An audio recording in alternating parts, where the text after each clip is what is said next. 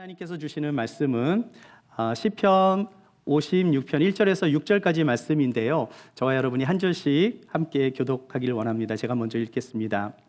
하나님이여 내게 은혜를 베푸소서. 사람이 나를 삼키려고 종일 치며 압제하나이다. 내 원수가 종일 나를 삼키려 하며 나를 교만하게 치는 자들이 많사오니 내가 두려워하는 날에는 내가 주를 의지하리이다. 내가 하나님을 의지하고 그 말씀을 찬송하올지라. 내가 하나님을 의지하였은즉 두려워하지 아니하리니 혈육을 가진 사람이 내게 어찌하리이까. 그들이 종일 내 말을 곡해하며 나를 치는 그들의 모든 생각은 사악이라. 그들이 내 생명을 엿보았던 것과 같이 또 모여 숨어 내 발자취를 지켜보나이다. 아멘. 네, 오늘은 시편 56편의 말씀을 통해서 두려움을 물리칩시다라는 제목으로 말씀을 나누겠습니다. 여러분, 시편 56편을 보시면 작은 소제목이 있습니다. 그런데 좀 길어요. 한번 보실까요? 한번 읽어보겠습니다. 다윗의 믹담시, 인도자를 따라 요낫 엘렘 르호김에 맞춘 노래. 다윗이 가드에서 블레셋인에게 잡힌 때에. 여러분, 이 다윗의 믹담시라는 이 믹담은 히브리어인데요. 믹탐에서 나온 히브리어 단어인데 의역하면 황금, 다윗의 황금시라는 뜻이에요.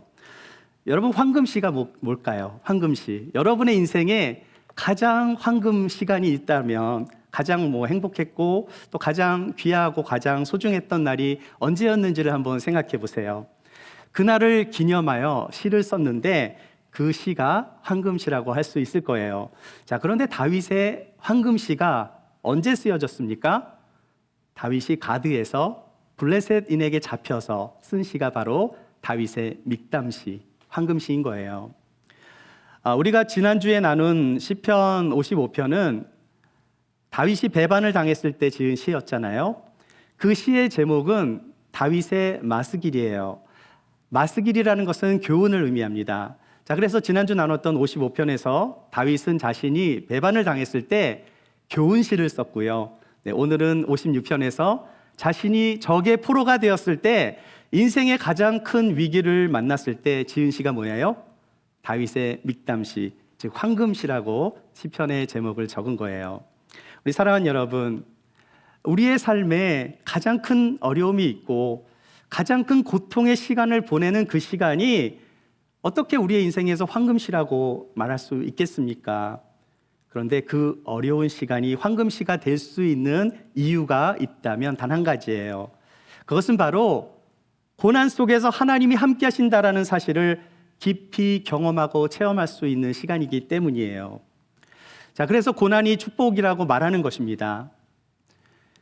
고난이 단지 고난으로 그친다면 그것이 어떻게 축복이 될 수 있겠어요? 그러나 고난을 통해서 살아계신 하나님을 체험하고 고난을 통해 우리의 믿음이 자라나고 고난을 통해 하나님의 위로를 더 깊이 경험하게 된다면, 그래서 하늘의 소망을 갖고 살아간다면 그 고난은 끝이 아니라 하나님을 더욱 의지하게 만들고 우리를 소망의 길로 인도해 주는 축복이 되는 것입니다.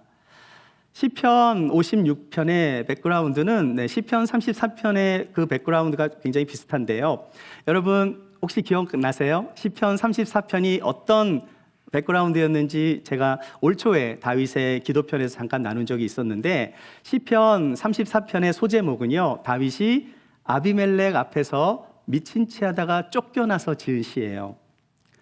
다윗이 원수의 나라 왕 앞에서 살아남기 위해서 막 미친 채를 합니다. 그렇게 해서 쫓겨났어요. 이 다윗에게 얼마나 큰 수치겠어요. 하지만 다윗은 그 순간에 하나님을 찬양해요. 어떻게 찬양했죠? 내가 여호와를 항상 송축하며 내 입술로 항상 주를 찬양하리이다. 한 나라의 왕이 되어야 할 사람이 적의 왕 앞에서 사로잡혀 침을 질질 흘리며 미치광이처럼 보여 그 쫓겨난 다음에 그가 가장 먼저 한 행동이 뭐예요? 여호와 하나님을 그냥 찬양한 것도 아니죠. 항상 송축했다라고 고백하고 있어요. 어떻게 그 상황에서 하나님을 찬양할 수 있습니까? 다윗이 정말 미치광이가 돼서 정신이 나갔기 때문에 그런 걸까요? 아니죠. 다윗은 가장 절망 중일 때 더욱 하나님을 찬양했어요. 여러분, 이 아비멜렉이라는 단어가 왕의 호칭입니다. 우리나라 조선의 왕의 호칭이 뭐죠? 왕의 호칭은 임금님 그랬잖아요. 임금님이 이름이 아니죠. 왕의 호칭이고요. 우리가 이집트의 왕을 파라오라 그러는데 파라오는 이집트 왕의 이름이 아니에요.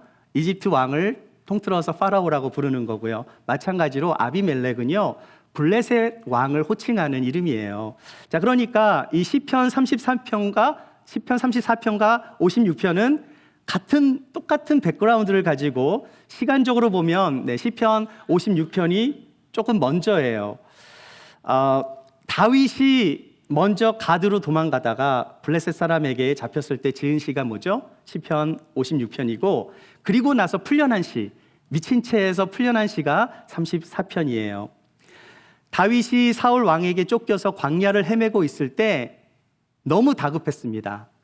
도망가는 자가 쉬워요? 쫓아가는 사람이 쉬워요? 도망가는 사람이 더 어렵겠죠? 쫓아가는 사람이 더 쉽고. 자, 그런데 너무나 다급하니까 다윗이 어디로 도망갔어요? 하필이면 들어가면 안 되는 곳으로 도망을 간 거예요. 그곳이 어디입니까? 가드예요. 거기가 바로 블레셋의 땅입니다. 여러분, 성경에서 가드 하면 혹시 생각나는 인물이 떠오를 수도 있는데 누구냐 하면 골리앗이에요. 여기 가드 사진을 한번 보여드릴게요. 여기가 가드입니다. 가자시티. 여기가 옛날 지도고요. 여기가 좀 요즘 지도인데, 이 가드가 골리앗의 고향이고요. 여기가 블레셋 지역이죠. 지금은 여기를 가자 지구라고 말을 하고 있어요. 자, 블레셋의 장수 골리앗이 가드 출신인데, 생각해 보세요. 골리앗이 누굽니까? 골리앗은 이스라엘의 치욕과 모욕을 준 거인 장수잖아요. 자, 근데 그 상황에서 젊은 다윗이 골리앗을 죽였기 때문에 블레셋 사람한테 다윗은 누구죠? 철천지 원수가 되는 거예요. 자, 그런 다윗이 사울의 위협을 두려워해서 도망간 나라가 하필 원수의 나라였으니 어떻게 되었겠습니까? 질문을 드려볼게요. 다윗의 두려움이 작아졌을까요? 아니면 배로 늘어났을까요? 원수의 나라로 들어갔는데 두려움이 더 커졌겠죠. 두려움을 피해서 들어간 곳이 더 안 좋은 나라였어요. 두려움이 배가 된 것입니다. 그런 위기 상황에서 다윗은 어떻게 두려움을 물리쳤는가? 오늘 그 말씀을 나눌 거예요. 우리 첫 번째로 나눌 말씀은 두려움이 찾아올 때 먼저 하나님의 은혜를 구해야 합니다. 1절과 2절 말씀 같이 한번 보실까요? 시작. 하나님이여 내게 은혜를 베푸소서. 사람이 나를 삼키려고 종일 치며 압제하나이다. 내 원수가 종일 나를 삼키려 하며 나를 교만하게 치는 자들이 많사오니. 우리 사랑하는 여러분, 두려움이 찾아올 때 가장 먼저 무엇을 해야 해요? 하나님의 은혜 앞으로 나아가셔야 해요. 하나님의 은혜가 무엇입니까? 받을 자격이 전혀 없는 사람에게 거저 베풀어 주는 것이 하나님의 일방적인 사랑이잖아요. 다윗은 평범한 목동이었지만 하나님께서 그를 선택하시고 사무엘을 통해 기름 부음을 받았습니다. 자, 8번째 막내로 태어난 다윗은 아버지께 인정을 받지도 못했어요. 그런 어린 시절을 보냈지만 하나님은 그를 아주 특별한 사람으로 만들어 주셨어요. 대표적인 사건이 뭐예요? 골리앗을 물리친 사건이죠. 이스라엘이 블레셋과의 전투에서 거인 골리앗이 등장을 하자 사울 왕을 포함한 모든 이스라엘의 병사들은 모두가 두려움에 빠질 수밖에 없었어요. 모두들 거인의 기에 눌려버렸고요. 그 두려움에 사로잡혀서 이스라엘 사람들은 아예 싸울 전의를 다 상실해버리고 맙니다. 자, 그런데 소년 다윗이 나타나서 여호와의 이름으로 골리앗을 쓰러뜨렸을 때 이스라엘 사람들이 계속해서 두려움에 빠졌습니까? 아닙니까? 이전에는 골리앗 때문에 두려워했어요. 죽은 골리앗을 보고도 두려워했을까요? 아니죠. 골리앗이 죽자 두려움에 빠진 사람은 이스라엘이 아니라 블레셋 사람이었어요. 이스라엘 사람에게 두려움을 주었던 그 두려움이라는 골리앗의 실체가 더 이상 두려움이 아님을 깨달은 이스라엘 사람들에게 이제 두려움은 더 이상 존재하지 않았어요. 자, 어린 다윗이 이것을 깨달았습니다. 무엇을 깨달은 거예요? 두려움을 이기는 것은 두려움의 대상보다 훨씬 크신 하나님이라는 사실을 깨닫게 된 거예요. 그 후 다윗은 하나님의 은혜를 더 깊이 경험하게 되는데 수많은 전쟁에서 그는 단 한 번도 패배를 하지 않습니다.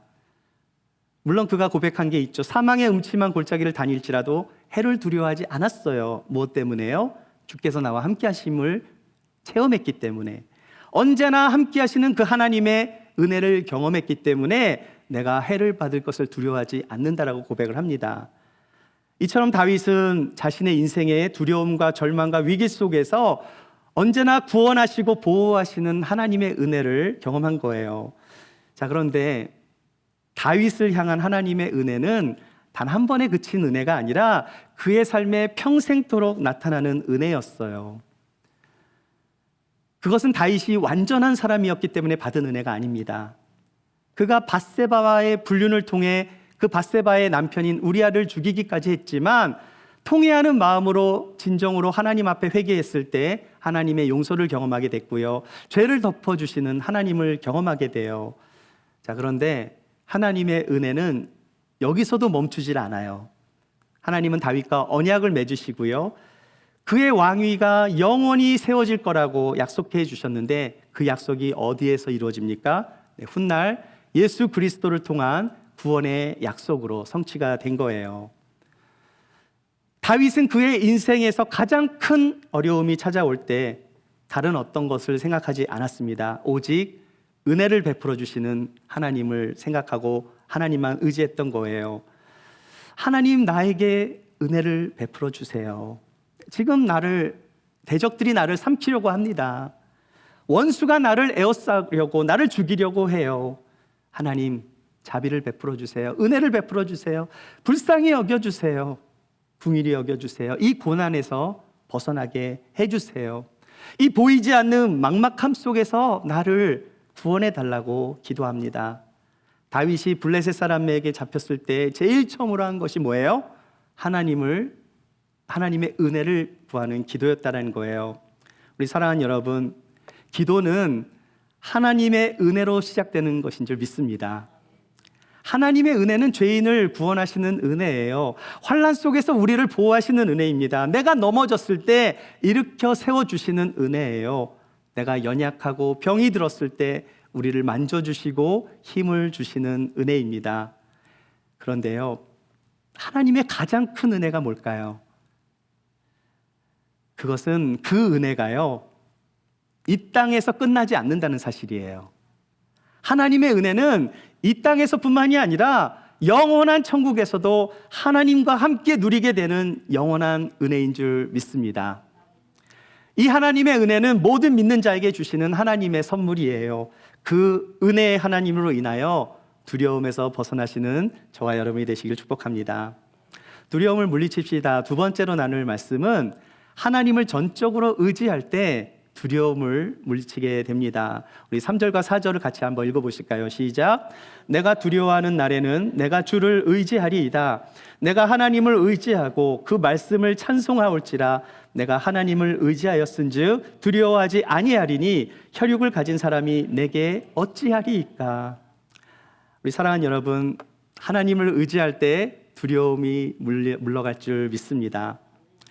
우리 시편 56편을 보시면 하나님을 의지하는 것, 이 주를 의지하거나 하나님을 의지한다는 표현이요 6번이나 나와요. 하나님을 의지한다는 게 뭐예요? 하나님을 의지한다는 것은 전적으로 하나님을 믿고 신뢰한다는 뜻이죠. 네, 이것은 내 능력이나 경험이나 세상의 힘이 아니라 하나님께 모든 것을 맡긴다는 것을 의미해요. 자, 여러분, 근데 하나님을 의지하는 게 말처럼 쉽지 않을 수도 있습니다. 믿음이 있는 크리스찬이라고 해서 인생의 위기를 만날 때 모두가 하나님을 의지하지는 않아요. 하나님을 의지한다는 것은 알기는 아는데 세상을 더 의지하거나 사람을 의지할 때도 많습니다. 네, 우리는 눈에 보이는 것을 의지하기 쉽지 눈에 보이지 않는 것을 의지하는 게 쉬운 거 아니에요. 목회자가 아무리 강단에서 하나님을 의지하세요라고 말씀을 나눠도요, 네, 정말 의지하는 사람은 정말 많지 않아요. 우리 ANC 기쁨의 교인들 빼고요. 하나님이 계심을 믿는 것과 하나님을 전적으로 의지하며 사는 것은 다른 의미예요. 그냥 하나님이 계시다라는 것을 믿는 것은 머리로도 믿을 수 있잖아요. 교회를 한 3년만 다니면은요, 웬만큼 성경에 대한 아는 지식도 있고, 남을 가르칠 수도 있고, 그런 지식들이 생기게 돼요. 하지만 그러한 지식이 하나님을 의지하게 만드는 것은 아닙니다. 하나님을 의지한다는 것은 단지 머리로만 아는 신앙이 아니라 전적으로 하나님을 신뢰하고 따르고 순종의 마음까지 가는 그것을 의미해요. 따라서 하나님을 의지하는 삶이란 하나님과 동행하며 행동으로 실천하는 삶이에요. 삶의 모든 순간에 하나님이 살아계시고 하나님이 함께 하신다라는 사실을 고백하는 신앙이에요. 사울은 이스라엘의 초대 왕이자 오합지졸인 이스라엘을 하나의 나라로 만든 훌륭한 왕입니다. 여러분, 사울 왕을 과소평가하시면 안 돼요. 사울도 훌륭한 왕이에요. 그런데 다윗과의 다른 점은 뭘까요? 사울도 하나님이 계신 걸 믿었잖아요. 그분을 알았어요. 그런데 자기 뜻대로 살아갑니다. 자기 마음대로 행동해요. 하나님이 원하시는 건 있지만 알지만 하지 않아요. 다윗은 어떻게 합니까? 다윗은 하나님을 믿은 것에 그친 것이 아니라 자신의 모든 걸 하나님께 던지고 믿고 맡기고, 비록 그가 넘어져도 하나님을 의지하며 주님을 믿고 다시 일어났어요. 하나님을 믿는 것은 신앙의 출발점이지만 하나님을 의지하는 신앙은 정말 그 참신앙 그 자체인 거예요. 따라서 머리로 아는 믿음에서 가슴과 마음으로 믿는 그 믿음의 삶이 바로 진정으로 하나님을 의지하는 삶인 줄 믿습니다. 제가 신학교에 갔을 때 선교학을 가르쳤던 그 선교학 교수님이 5명의 그 신학생들을 데리고 코소보에 단기 선교를 간 적이 있어요. 여러분, 코소보 그러면은 좀 잘 모르시는 분들도 계실 텐데 유고슬라비아의 좀 독립한 그 옛날 사진을 한번 보여드릴게요. 자, 여기 보면은 요 전체가 다 유고슬라비아고요. 여기 굉장히 원래 큰 나라예요. 이 발칸 반도라 그래서, 자, 여기 요 작은 곳이 코소보입니다. 이 코소보와 이 세르비아가 이제 막 전쟁을 하고, 세르비아가 보스니아하고도 많은 사람이 죽었어요. 이 코소보에는요, 알바니아 계통의 사람이 90%가 살고 있고요, 세르비아계가 한 5%가 살고 있는데, 원래 이 코소보 땅이 원래 이 세르비아에 속한 땅이었어요. 자, 그런데 독립을 했기 때문에 1998년도와 1999년 사이에 전쟁이 벌어집니다. 사실 그 이전부터 유고슬라비아가 붕괴를 하고 나서 이 발칸 반도가 여러 나라로 이제 갈라지게 돼요. 우리가 잘 아는 크로아티아, 슬로베니아, 여러 나라로 이제 갈라지고 독립을 하게 됩니다. 자, 그러면서 이 발칸 반도 전역이 10년 동안 전쟁을 하면서 무려 14만 명이 사망자를 낳아요. 세르비아가 코소보에서 전쟁을 일으켰을 때 코소보의 해방을 위해 미국과 나토 연합군이 나서면서 전쟁이 더 커지게 되었어요. 이 발칸 반도는요, 굉장히 무서운 곳이에요. 왜 그렇습니까? 누가 조금만 건드려도 그냥 발칵 뒤집히거든요. 발칵 뒤집혀서 발칸 반도예요. 문제는 이 코소보에 들어간 단기 선교팀이었는데 신학교 교수님은 백인이고 학생들도 다 미국 국적의 학생들인데 흑인 학생도 한 명 있었고요. 누가 봐도 이들을 보면 미국에서 왔구나 이렇게 알 수 있는 사람 티가 났어요. 전쟁이 나자 선교가 어렵게 됐잖아요. 단기 선교팀이 길도 한 번도 가본 적이 없으니까 차를 몰고 코소보를 빠져나가야 했습니다. 문제는 북쪽으로 가면 어떻게 돼요? 세르비아를 만나게 되고, 남쪽으로 가야 마케도니아로 가서 이제 거기서 자유하게 나갈 수가 있는데, 안전하게 나갈 수가 있는데, 단기 선교팀이 어디로 갔을까요? 그때는 내비게이션이 없을 때거든요. 내비게이션이 제가 알기로는 한 2002년도부터 좀 상용화됐는데 1999년도에는 내비게이션이 없었어요. 차 안에서 열심히 기도하고, 목숨이 정말 경각에 달렸으니까 열심히 기도하고 믿음으로 간 겁니다. 그런데 북쪽으로 갔대요. 국경에 도착했을 때 국경을 지키고 있던 군인들은 코소보 군인들이 아니라 세르비아 군인들이었대요. 세르비아 군인들에게 미국이나 나토 사람들은 원수입니다. 자, 이들이 미국 사람인 것을 알게 되면 총에 맞아 죽을 수 있는 그런 상황이었어요. 자, 그런데 놀랍게도 세르비아 군인들이 이들을 그냥 풀어준 게 아니라 그냥 패스하겠대요. 나중에 이제 흑인 학생이 채플 시간에 간증을 합니다. 자기는 그날 국경을 넘으면서 너무나 두려웠대요. 이제 여기서 죽는구나, 그렇게 생각을 하고 그 사람들을 만났답니다. 그런데 희한하게도 국경을 지키던 그 세르비아 군인들이 신분증을 보자고 요구를 하질 않았대요. 너무 놀랍지 않아요? 흑인 학생과 같이 탄 모든 일행들이 누가 봐도 미국 사람처럼 생겼는데 세르비아 군인들은 그 운전하는 흑인이 아마도 아프리카 사람인 줄 알았나 봐요. 그래서 그냥 통과를 시켰다라는 거예요. 나중에 고백을 해요. 하나님께서 그들의 눈을 가려주신 것 같다고. 우리가 기도했을 때 잘못된 길로 갔지만 하나님이 저들의 눈을 가려주셔서 단기팀을 무사히 국경을 통과하게 해주신 것 같다고. 자, 이 두려움 속에서 이 단기팀이 한 것은 아무것도 없었어요. 단지 하나님만을 의지하고 기도한 것밖에는 없었습니다. 목숨이 왔다 갔다 하는 이 절박한 상황에서 그들이 할 수 있었던 것은 하나님을 향해 하나님을 의지하고 기도했을 때 하나님은 그들을 안전하게 호소보에서 빠져나오게 해주신 거예요. 우리 사랑하는 여러분, 인생에서 가장 두렵고 어려운 순간을 만날 때 하나님만을 의지하시기를 축복합니다. 하나님을 의지한다는 것은 머리만으로 되지 않아요. 실제 상황에서 하나님에 대한 믿음이 있어야 하나님을 의지할 수 있는 거예요. 위기 속에서 하나님을 정말 의지해야 하나님을 의지하는 것이지, 머리로만 의지해야 되겠다 하는 그 의지는 그건 진정한 의지가 아닌 거예요. 두려움이 찾아왔을 때 내가 그냥 아는 지식으로 의지하는 게 아니라 정말 가슴으로, 마음으로 하나님을 의지함으로 두려움을 물리칠 수 있는 여러분이 되시길 축복합니다. 두려움을 물리치기 위해서 마지막으로 나눌 말씀은, 두려움의 대상은 사람이 아니라 하나님이에요. 우리 옆에 분과 함께 좀 인사 한번 나눌 때 하나님만 두려워하세요 인사 한번 나누시죠. 하나님만 두려워하세요. 네, 우리 마태복음 10장 말씀 같이 한번 읽어보겠습니다. 시작. 몸은 죽여도 영혼은 능히 죽이지 못하는 자들을 두려워하지 말고 오직 몸과 영혼을 능히 지옥에 면하실 수 있는 이를 두려워하라.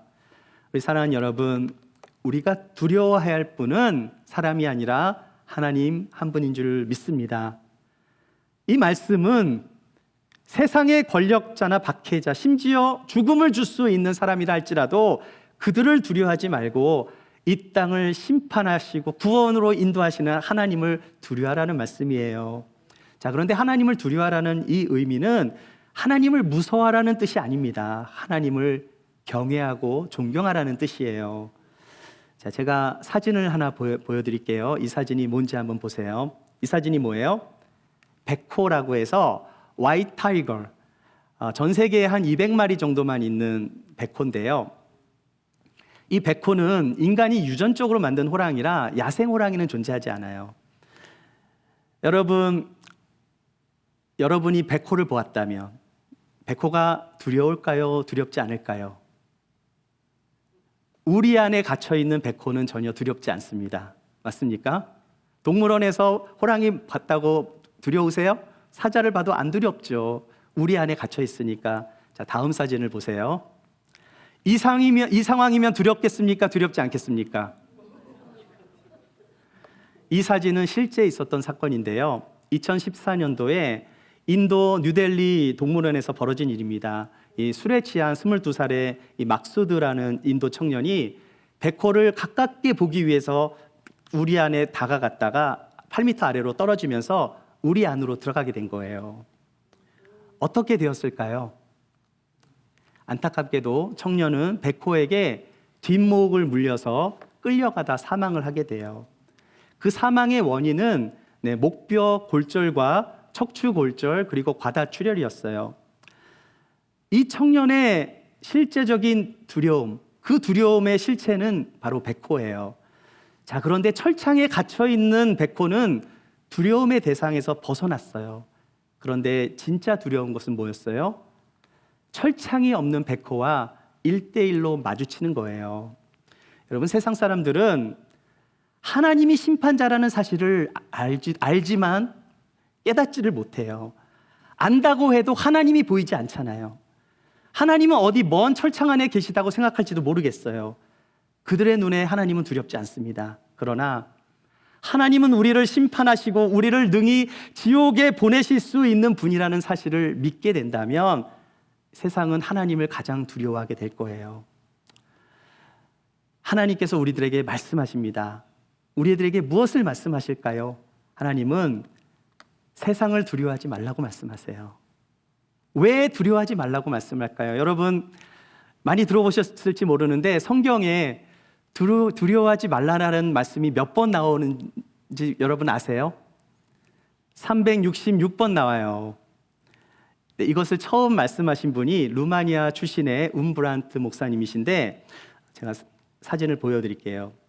이 리차드 움브란트 목사님은 루마니아가 공산국가였을 때 지하교회에서 목회를 하다가 체포가 돼서 재판도 받지 못하고 14년 동안 감옥에 갇히게 되었어요. 그 감옥에서 온갖 고초를 겪으면서 2년 동안은 햇빛을 보지도 못하는 독방에 갇혀서 두려움 가운데 있을 때 하나님의 음성이 마음속에 들어오게 됩니다. 사랑하는 종아, 성경에 걱정하지 말라, 두려워하지 말라, 염려하지 말라는 말이 몇 번이나 쓰여 있는지 아느냐, 이런 마음이 들렸대요. 움브란트 목사님은 깜짝 놀라서 정신을 차리고 가슴에 품고 있던 성경책을 펼쳐서 살펴보게 되었습니다. 오랜 시간 성경을 훑어보는데 목사님이 발견한 그 두려워하지 말라는 말씀이 366번이었대요. 여러분, 1년이 며칠이죠? 365일. 가끔씩 4년에 한 번씩은 윤달이 껴서 366일이 나오잖아요. 사실 우리가 성경을 찾아서 fear라는 단어를 치면은 한 400번 이상 나와요. 아마 이 목사님이 뭐 몇 개는 다 놓쳤겠죠. 하지만 이 목사님은 그거를 하나님이 주시는 마음으로 받으신 거예요. 두려워하지 말라, 걱정하지 말라, 염려하지 말라는 말씀이 366번이 기록되어 있음을 깨닫고 그 감옥에서 감사의 눈물을 흘리며 마음에 기쁨이 넘치기 시작합니다. 원망이 찬송으로 바뀌었고요. 근심이 평안으로 바뀌게 돼요. 두려워하지 말라는 하나님의 말씀이, 그 성경의 말씀이 하나님의 음성으로 들리게 되자 모든 두려움은 사라지고 담대함으로 새롭게 됨을 경험하고 정말 스스로에게 이렇게 질문을 했답니다. 믿음이란 무엇인가? 세상에서도 무엇이든 믿는 구석이 있으면 목에 힘을 주고 다니는데 하나님의 사람이 낙심하며 살면 되겠는가? 스스로 질문하면서 마음에 새기면서 그 힘들었던 순간을 감사함으로 고통의 시간을 하나님께서 주시는 축복의 시간으로 삼고 그 감옥 생활을 견디어낸 것이에요. 목사님이 훗날 석방이 되었을 때 1969년도에 In God's Underground, 한국말로는 하나님의 지하 운동이라는 책을 집필하며 감옥 생활의 이야기를 생생하게 기록하게 됩니다. 자, 이 책에서 움브란트 목사님은 죄는 미워해야 되지만 죄인은 사랑해야 한다는 말씀을 나누시고 자기를 괴롭히고 고문했던 그 공산 지도자들, 그 공산주의 지도자들, 이들도 불쌍한 사람인데 이들도 구원을 받아야 하는 대상이라는 것을 이렇게 책에서 강조하면서 그들에게 가장 강력한 무기가 있는데 그들을 대항할 무기가 무엇인가? 바로 그 무기는 예수 그리스도의 사랑이다라고 고백을 합니다. 이 말씀을 마지막으로 읽어볼게요. 한번 읽어보겠습니다. 시작. 사랑 안에 두려움이 없고 온전한 사랑이 두려움을 내쫓나니 두려움에는 형벌이 있음이라. 두려워하는 자는 사랑 안에서 온전히 이루지 못하였느니라. 사랑하는 여러분, 하나님의 사랑이 무엇입니까? 하나님의 사랑은 십자가에서 당신의 아들을 죽이시기까지 하기 위해 죽이시면서 우리를 살리시기 위해 베풀어 주신 하나님의 사랑이에요. 우리가 죽어야 하는 그 자리에 예수님이 십자가에서 죽으셨어요. 우리를 위해 당신의 모든 것을 버리시고 베풀어 주신 사랑, 하나님의 사랑입니다. 이 세상에 그 우주에 이 우주를 통틀어도 그런 사랑은 우리는 찾아볼 수가 없을 거예요. 하나님의 사랑이 그처럼 크신 거예요. 그 크신 사랑이 임하게 되면 두려움을 물리치는 것은 아무 일도 되지 않는 거예요. 우리 집사님 일도 아니다라는 말씀 많이 하시는데 하나님의 사랑이 임하면 두려움은 일도 아닙니다. 사랑은 본질적으로 뭐예요? 두려움을 내쫓아요. 네, 우리는 언젠가 하나님의 심판대 앞에 서게 될 거예요. 누구나 다 믿는 자든지 믿지 않는 자든지 심판대에 서게 될 겁니다. 믿지 않는 자들은 그 심판대에서 두 번째 사망을 갖게 되는 거고요. 믿는 우리들은요, 우리가 믿음이 있다고 하지만 그래도 굉장히 두렵고 떨릴 겁니다. 그런데 예수 그리스도를 믿는 사람은 두려워할 필요가 없어요. 왜 그렇습니까? 그리스도의 피가 우리의 의가 되어 우리의 죄를 덮어주시기 때문이에요.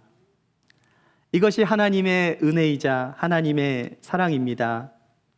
하나님의 사랑은 이 땅에서 우리가 살아갈 때 두려움을 물리쳐 주실 뿐만이 아니라 죽어서 하나님 앞에 심판대 앞에 섰을 때에도 영원한 형벌에서 건져주시는 하나님의 은혜임을 기억하시기 바랍니다. 혹시라도 우리의 삶에 여러 가지 모양으로 두려움이 찾아올 수 있어요. 여러 가지 직장에서, 학교에서, 내가 일하는 일터에서, 가정에서, 내 자녀들의 문제를 통해서, 내 육신의 아픔을 통해서 두려움이 찾아올 수 있습니다. 그런데 하나님의 온전한 사랑이, 그 하나님의 사랑의 능력이 나타나 내 마음 가운데, 우리의 마음 가운데 역사하게 되면 그 두려움이 물리쳐질 줄 믿습니다. 이 땅에서 우리의 삶은 한 번뿐이에요. 그런데 그리스도인은 이미 십자가에서 죽음을 경험한 사람이에요. born again 한 사람이에요. 죽음을 경험한 사람은 세상을 두려워할 필요가 없는 거예요.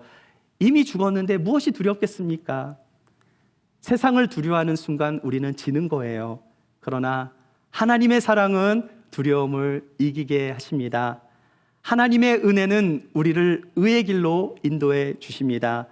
다윗은 자신의 삶에 가장 큰 두려움이 찾아왔을 때 하나님을 전적으로 의지했어요. 그가 하나님의 은혜를 구하며 전적으로 하나님께로 나아갔을 때 다윗은 원수의 손에 잡혔음에도 불구하고 세상을, 사람들을 두려워하지 않았어요.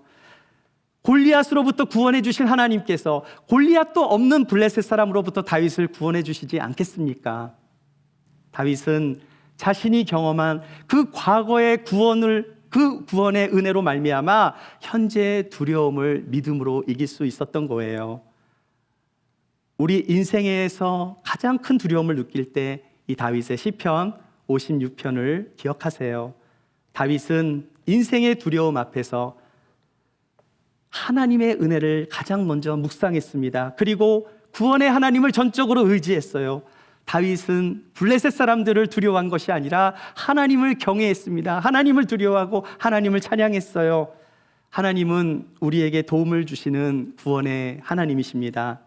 그 구원의 하나님을 머리로만 믿는 것이 아니라 몸과 마음으로 믿었기 때문에 두려움에서 벗어날 수 있었어요. 하나님이 다윗의 목자가 되어주셨다면 지금 하나님은 저와 여러분의 목자가 되어주실 줄 믿습니다. 여호와는 나의 목자시니 내게 부족함이 없으리로다. 이 고백이 여러분의 고백이 되시기를 축복합니다.